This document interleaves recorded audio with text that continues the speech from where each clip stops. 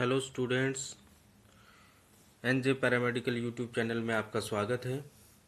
और आज हम बात करेंगे एमसीयू प्रोसीजर के बारे में, मैच्यूरेटिंग सिस्टोयूरिथ्रोग्राम के बारे में। इस प्रोसीजर के अंदर हम यूरिनेशन के टाइम पेशेंट को, मैच्यूरेशन के टाइम पेशेंट जब यूरिन पास आउट करता है तब हम उस एग्जामिनेशन को करते हैं, स्टेप बाय स्टेप समझेंगे। और यूरेथ्रा और यूरिनरी ब्लैडर में जब डिस्कम्फर्टेबल फील होता है तब ये प्रोसीजर किया जाता है। तो हम यहाँ इस स्लाइड के अंदर, इस टॉपिक के अंदर, लेक्चर के अंदर इंट्रोडक्शन के बारे में बात करेंगे, टाइप्स के बारे में बात करेंगे, indication, contraindication and contrast media and MCU procedure के बारे में हम बात करने वाले हैं। तो सबसे पहले फर्स्ट स्लाइड में हम बात करेंगे यहाँ पे, जिसमें हम बात करने वाले हैं यूरेथ्रा के बारे में। तो यहाँ पे आरजीयू और एमसीयू दोनों ही प्रोसीजर में यूरेथ्रा सबसे मेन पार्ट होता है। तो यहाँ पे आपने देखना है यूरेथ्रा की एनाटॉमी आपके सामने दिखाया गया है, मेल एंड फीमेल दोनों यूरेथ्रा। जिसमें लेंथ की हम बात करें तो मेल यूरेथ्रा की लेंथ ज्यादा होती है, 18 to 20 सेंटीमीटर होती है, फीमेल की 3 to 4 सेंटीमीटर होती है। फंक्शन क्या होते हैं? मेल यूरेथ्रा जो है वो यूरिन भी पास आउट करता है और सीमन भी पास आउट होते हैं। जबकि अगर हम बात करें यहाँ पे फीमेल यूरेथ्रा के बारे में, जिसमें ओनली यूरिन पास आउट होता है। पार्ट्स की बात करें तो मेल यूरेथ्रा के 4 पार्ट्स होते हैं, फीमेल का कोई डिवीजन नहीं होता क्योंकि वो 3-4 सेंटीमीटर की ही होती है। 4 पार्ट्स यहाँ पे लिखे हैं, प्रोस्टेटिक, मेम्ब्रेनस यूरेथ्रा, इस टाइप्स में आपके सामने है। यूटीआई की हम बात करें, यूरिनरी ट्रैक्ट इन्फेक्शन की, तो मेल के अंदर लेस रहता है और फीमेल के अंदर कहीं ना कहीं ज्यादा इन्फेक्शन होने के चांसेस रहते हैं। अब नेक्स्ट स्लाइड में हम बात करते हैं यूरेथ्रोग्राफी के 2 टाइप्स है, जिसमें हम कई बार हमने सुना होगा ascending urethra and descending urethra. तो यहाँ पे असेंडिंग यूरेथ्रा और डिसेंडिंग यूरेथ्रा दोनों के एग्जामिनेशन, मैंने कहा आरजीयू और एमसीयू दोनों एक दूसरे से रिलेट करता है, जिसमें असेंडिंग में रिट्रोग्रेड यूरेथ्रोग्राफी आरजीयू एंड डिसेंडिंग मतलब मैच्यूरेटिंग यूरेथ्रोग्राफी, यहाँ पे हम बात करें एमसीयू के बारे में। असेंडिंग मतलब कि एंटीरियर यूरेथ्रा, यहाँ पे लिखा भी हुआ है used to demonstrate anterior urethra RGU, मतलब अगर आप आगे के यूरेथ्रा के बारे में स्टडी करते हैं फ्रंट पार्ट के, तो यहाँ पे आरजीयू के बारे में। और पोस्टीरियर यूरेथ्रा के बारे में अगर आप स्टडी करते हैं तो वो कहीं ना कहीं एमसीयू मतलब posterior urethra and urinary bladder के बारे में। अब इंडिकेशन की बात करते हैं। जब भी कोई पेशेंट हमारे पास ये प्रोसीजर कराने आता है तो क्या इंडिकेशन लेके पेशेंट आएगा, उसके बारे में हम बात करने वाले। तो सबसे पहले है वेसाइको यूरेट्रिक रिफ्लक्स। जब वेसाइको मतलब यूरिनरी ब्लैडर, यूरेट्रिक मतलब यूरेटर एंड रिफ्लेक्स मतलब ऊपर की तरफ जाना, रिफ्लक्स करना। जब हमारे यूरिनरी ब्लैडर के अंदर बाई चांस यूरिन की बात कर ले या हम इस प्रोसीजर में बात करें, यूरिनरी ब्लैडर के अंदर जब यूरिन स्टोर रहता है और वो यूरिन दोबारा से रिफ्लक्स होके, मतलब यूरिनरी ब्लैडर से रिफ्लक्स होके और आपके किडनी की तरफ जाने लगे, तो उसको बोलते हैं वेसाइको यूरेट्रिक रिफ्लक्स। सेकंड है ब्लैडर लीक। अगर कोई सर्जरी हुई है, सर्जरी के बाद ऐसा हुआ कि कहीं ना कहीं से ब्लैडर लीक है, मतलब ब्लैडर से यूरिन बॉडी के अंदर कहीं ना कहीं फैल रहा है, तो उस कंडीशन में हम यहाँ पे क्या करेंगे, या एमसीयू प्रोसीजर करेंगे कि यूरिनरी ब्लैडर कहाँ से लीक है। अनसस्पेक्टेड यूरेथ्रा डाइवर्टिकुला, मतलब पेशेंट के अंदर जो यूरेथ्रा है, यूरेथ्रा के अंदर ब्लॉकेज हो जाना, रूट डाइवर्ट होना, इस तरह की कंडीशंस में भी हम क्या करते हैं, एमसीयू प्रोसीजर करते हैं। इनलार्जमेंट ऑफ प्रोस्टेट, मैं आपको बता देता हूं, प्रोस्टेट ग्लैंड जो होती है वो सिर्फ मेल के अंदर होती है और वो क्या करते हैं, मेल यूरेथ्रा को कंप्रेस कर देते हैं, जिसकी वजह से उनको यूरिन पास आउट करने में प्रॉब्लम्स होती है। एंड लास्ट है हमारे पास डायसूरिया, जो कि हम बात करें जैसे कि पेशेंट यूरिन पास आउट कर रहा है, मिचुरेट कर रहा है, उस टाइम पे उसको डिस्कम्फर्टेबल फील हो रहा है, पेन हो रहा है, तो या बर्निंग मिचुरेशन मतलब जलन महसूस हो रही है, तो ये इसके डायसूरिया में आता है। तो हम यह मेडिकल टर्म्स में मैंने आपको बताया है। अब कॉन्ट्राइंडिकेशन की बात करते हैं कि अगर कोई पेशेंट एमसीयू का प्रोसीजर कराने आता है, अगर इस तरह की कोई भी इशू है, तो क्या हम उस पेशेंट का स्कैन करेंगे या नहीं करेंगे, इसके बारे में हम बात करने वाले हैं। तो यहाँ पे हमने बात किया यूरिनरी ट्रैक्ट इन्फेक्शन के बारे में, कि जब एक्यूट यूरिनरी ट्रैक्ट इन्फेक्शन मतलब अभी पेशेंट को अगर जैसे कि सडनली 1 दिन 2 दिन 3 दिन में कोई इन्फेक्शन है, तो आप पेशेंट का स्कैन नहीं करेंगे। प्रेगनेंसी में तो वैसे ही नहीं करते, एक्सरे कभी भी हो तो प्रेगनेंसी आप बिल्कुल ही नहीं करना। Obstructive mass in the bladder, अगर किसी पेशेंट को कोई कैंसर, ट्यूमर, इस तरह का कोई ऑब्स्ट्रक्टिव मास वहां पे इकट्ठा है, तो भी आप ये प्रोसीजर नहीं करेंगे। अब हम बात करते हैं कॉन्ट्रास्ट क्या यूज करते हैं, तो water soluble ionic and non ionic दोनों ही कॉन्ट्रास्ट हम यूज कर सकते हैं, क्योंकि यहाँ पे कॉन्ट्रास्ट हम इंट्रावीनस यूज नहीं कर रहे। यहाँ पे हम जो कॉन्ट्रास्ट है वो सेकंड मेथड से हम यूज कर रहे हैं, जिसमें टाइविडो हो गया, ओमनीपैक हो गया, कोनरे हो गया, यूरोग्राफिन हो गया, गैस्ट्रोग्राफिन हो गया, विजीपैक हो गया। ऐसे बहुत सारे ब्रांड्स के आपके सामने कॉन्ट्रास्ट होंगे, आप कोई भी यूज कर सकते हो। वाटर सॉल्युबल कॉन्ट्रास्ट होना चाहिए। अब हम बात करते हैं इक्विपमेंट की, हमें क्या क्या रिक्वायरमेंट होगी। यहाँ पे फ्लोरोस्कोपी यूनिट के बारे में बताया गया। आप चाहे इसमें एक्सरे यूनिट भी यूज कर सकते हैं, सीआर सिस्टम भी यूज कर सकते हैं, नो प्रॉब्लम, कोई इशू नहीं है, आप उसमें भी एक्सपोज कर सकते हैं। फोलिक कैथेटर यहाँ पे यूज किया जाता है। पेशेंट को यूरेथ्रा के अंदर इंसर्ट करने के लिए हमें फोलिक कैथेटर की रिक्वायरमेंट होती है। क्लैंप आर्टरी फोर्सेप्स है, जब इस कैथेटर को कहीं ना कहीं हमें क्या करना है, ब्लॉक करना है या क्लैंप करके रखना है, तो हमें क्लैंप आर्टरी फोर्सेप्स की रिक्वायरमेंट है। यहाँ पे बीटाडीन की बात की गई है, पोविडीन एंटीसेप्टिक सॉल्यूशन की। ग्लैंस पेनिस को या यूरेथ्रा को क्लीन करने के लिए हम इसका यूज करते हैं।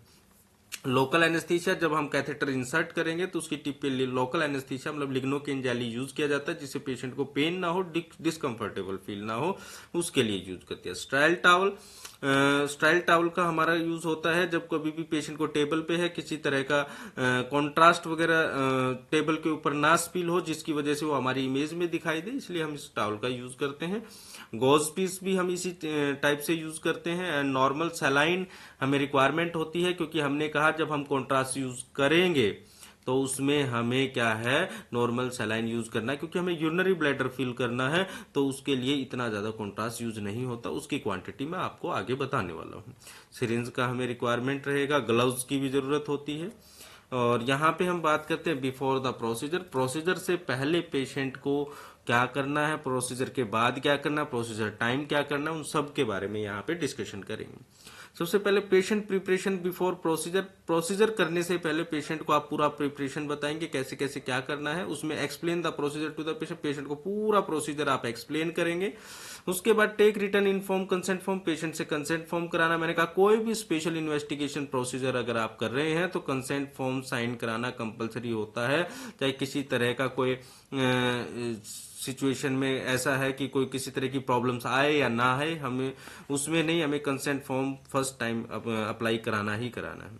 Ask about allergy contrast media, patient से पूछ लेना है कि कभी आपको किसी मेडिसिन से या किसी कॉन्ट्रास्ट आपने कोई प्रोसीजर कराया हो, उससे एलर्जी तो नहीं हुई, वो सब पूछना है। पेशेंट को अभी यूटीआई तो नहीं है, यूरिनरी ट्रैक्ट इन्फेक्शन नहीं है, उसके बारे में भी आपको पूछना है। पेशेंट को बोलना है कि आप एम्प्टी ब्लैडर है, अगर एम्प्टी ब्लैडर नहीं है तो पेशेंट को मिचुरेट करने के लिए बोलिए, मतलब यूरिन पास आउट करके खाली ब्लैडर रहे, क्योंकि कोई ना कोई इशू होगा उसको। अगर वो यूरिन पास आउट नहीं कर पाए तो भी आप इतना फोर्सफुली नहीं करेंगे, क्योंकि एमसीयू प्रोसीजर कराने आया है तो कोई ना कोई इशू है।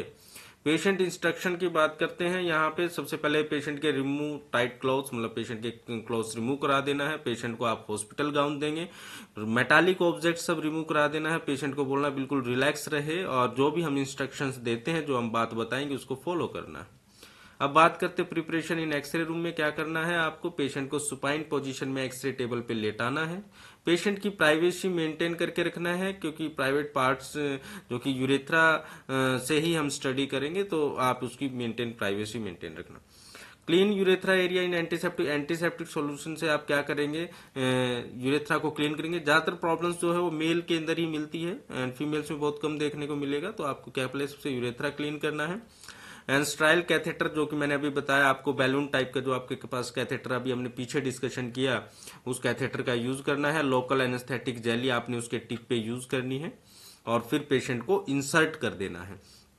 अब यह ध्यान रखना। अब बात आती है कॉन्ट्रास्ट प्रिपरेशन की, तो डाइल्यूट कॉन्ट्रास्ट यहाँ पे लिखा 1:3 का रेशो यूज किया जाता है। लमसम में अप्रोक्स आपको बताऊं तो एडल्ट के अंदर 300 से 400 ml कॉन्ट्रास्ट आप यूज करोगे। वैसे आपको नॉर्मली कहते हैं कि एज, जितनी एज होती है, जैसे लमसम 20 एज है +2, मतलब कितना हो गया 22 × 30 ml, इतना आप कॉन्ट्रास्ट दे सकते हो। और इसी तरह आपके छोटे बच्चों के अंदर भी होता है, उनका भी अलग फॉर्मूला होता है कि आपका जैसे लेस देन, हम बात करें मोर देन 2 ईयर का कोई बच्चा है, तो आप उसको क्या करेंगे, उसकी जितनी एज है उसमें +2 कर दीजिए और मल्टीप्लाई 30 ml से कर दीजिए, इतना कॉन्ट्रास्ट हमें देना होता है। एंटीसेप्टिक टेक्निक आप यूज करेंगे, आपको ग्लव्स दिया गया है, एंटीसेप्टिक सॉल्यूशन दिया गया है, गोज पीस दिया गया है, उन सब चीजों का ध्यान रखें। एंड इंसर्ट फॉलिक कैथेटर, आप फॉलिक कैथेटर को इंसर्ट कर देंगे। उसके बाद 1-2 ml आप नॉर्मल सलाइन जो था सिरिंज से लेके पुश करेंगे, जिससे कि यूरेथ्रा के अंदर बैलून बन जाए कैथेटर का, और वो कहीं भी फिक्स हो जाए, मतलब कि लीकेज ना करे। अब बात करते हैं ड्यूरिंग द प्रोसीजर क्या करना है। सबसे पहले आपने फिल ब्लैडर विद कॉन्ट्रास्ट, आपने सबसे पहले ब्लैडर को फिल करना है। पेशेंट को कंफर्टेबल फील होगा, पेशेंट समझ जाएगा ब्लैडर फिल हो गया, पेशेंट को अर्ज लगता है, पेशेंट खुद बता देगा आपको। मैंने बताया प्रोसीजर आप एक्सरे मशीन पे भी कर सकते हो, फ्लोरोस्कोपी पे भी कर सकते हो, कोई प्रॉब्लम इशू नहीं है। ऑब्जर्व फॉर रिफ्लेक्स, आपको ध्यान रखना है रिफ्लेक्स क्या मतलब कि जब पेशेंट को आप कॉन्ट्रास्ट इंजेक्ट करते हो तो जब ब्लैडर फुल हो जाए तो सबसे पहली इमेज में हमें ये देखना है कि पेशेंट का जो हमने कॉन्ट्रास्ट दिया है, ये रेडियो ओपेक मटेरियल होता है कॉन्ट्रास्ट, जो कि हमें एक्सरे में अलग से विजुलाइज होकर दिखाई देता है, इसलिए हम इसका यूज करते हैं।